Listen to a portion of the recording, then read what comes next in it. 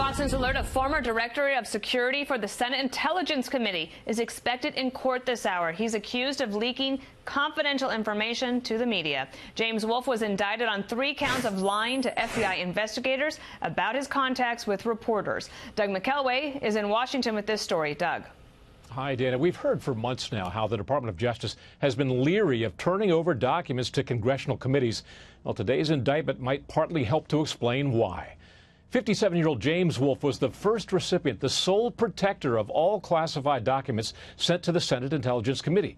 He was a trusted longtime aide who, as chief of security for the Senate Intelligence Committee, had unparalleled access to top-secret info. He's now facing 3 counts of making false statements to the FBI, in effect misleading agents about leaking sensitive information to reporters. One of those reporters is Allie Watkins of the New York Times presently.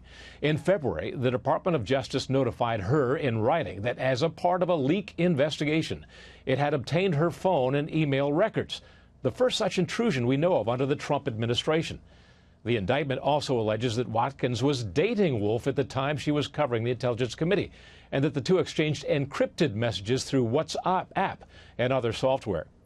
In a joint statement, the Senate Intelligence Committee's chairman and ranking member said, and I quote, "While the charges do not appear to include anything related to the mishandling of classified information, the committee takes this matter extremely seriously."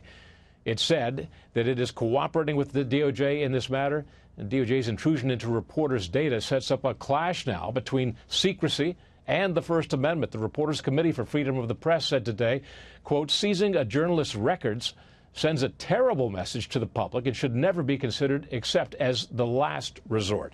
It is now calling on the Department of Justice to explain its actions. Complicated story, Dana. A lot of gears moving here. I know. I need to take some time to dig into it. All right, Doug McKelway, thank you. My pleasure.